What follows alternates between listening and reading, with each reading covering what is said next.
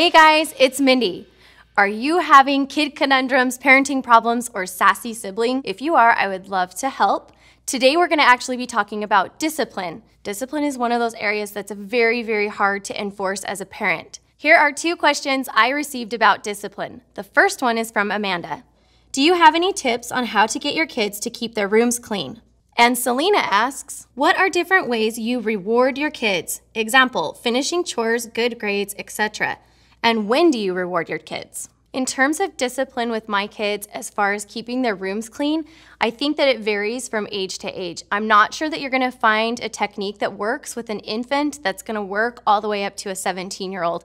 For example, with my baby, if we just start singing the cleanup song from Sesame Street, she goes crazy and starts picking up the toys and putting them away because she just thinks that's really funny. With my little bit older kids, like the more elementary school age children, games work better. So if we set a kitchen timer and say, you have 2 minutes and whoever can get the most toys picked up wins the game, then they're really excited and they're trying to beat their sister or beat their brother, and so it very magically gets picked up quickly. And it makes it really fun in the process. But for my teenagers, the game isn't gonna work anymore. So for them, what we have to do is just sort of make it an expectation. Like if you come to me and ask me if you wanna go to a movie with your friends, your room better be clean. Because they just sort of know, mom's expectation is that my room is going to be clean and that's my responsibility. And there's no way mom's driving me to the movie until that's done. So it changes and varies from age to age. Now, parenting requires a ton of creativity. Some of the things we've tried over the years regarding keeping their rooms clean include things like a chore chart, where you just have a chart and the kids get to take a whiteboard, marker and check off the things as they do them. So make their bed, check it off, and that's kind of fun for the kids. Another item might be a reward chart. Now this is different because this would be something like if the kids keep their rooms clean without you telling them, or if they make their bed without you reminding them, then they get an extra sticker and they get to put it on their chart. And when their chart has so many stickers, then they earn a special reward that's preset by you. And I would recommend that you let the kids be involved in helping pick what the rewards are, because then they're a lot more motivated to earn them. Another idea may be sticks. So on sticks, we have like 2 cups sitting maybe on their nightstand or somewhere in their room, and the sticks would be labeled with a job on the end. And the kids, as they completed the jobs, they'd pull out a stick and maybe it says, making your bed.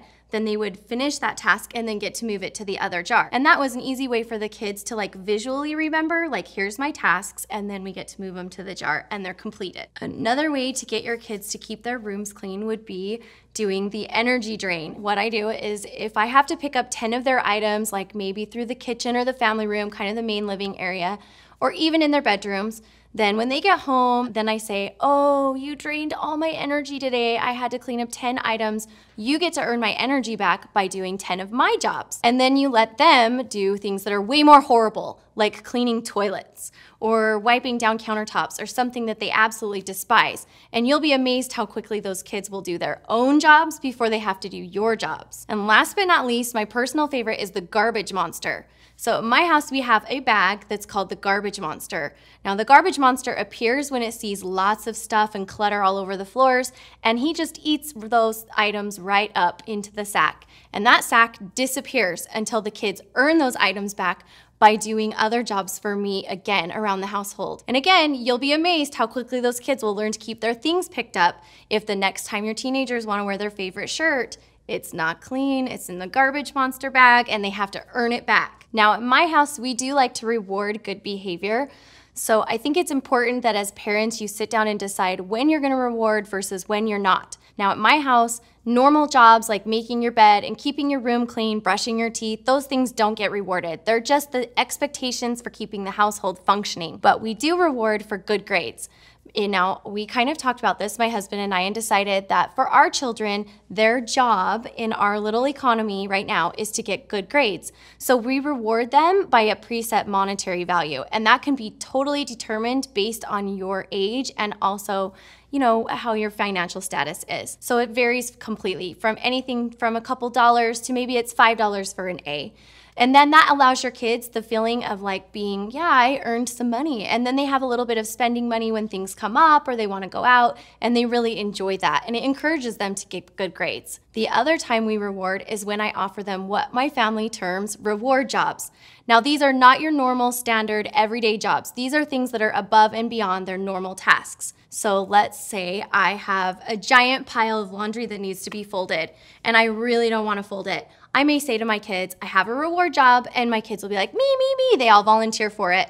And whoever says me first gets the reward job. And if they fold the laundry, then they get to pick a reward. Now, rewards can be anything from just alone time with mom and dad, which is a big deal when you have 6 siblings, 5 siblings. It can be a big deal to you. Or it can be their favorite treat, or maybe you make their favorite dinner the next night, or maybe it's even that they just get to stay up a little bit later than normal.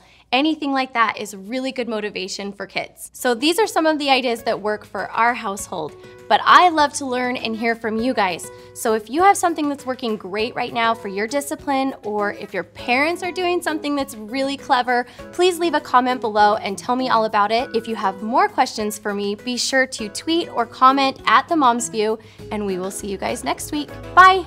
Here are some of my suggestions for how to be less nervous about your new school. Number 1 is just know that being nervous, totally normal. You shouldn't feel bad about it or be embarrassed about it or anything else. It's a very, very natural and normal response to stressful situations.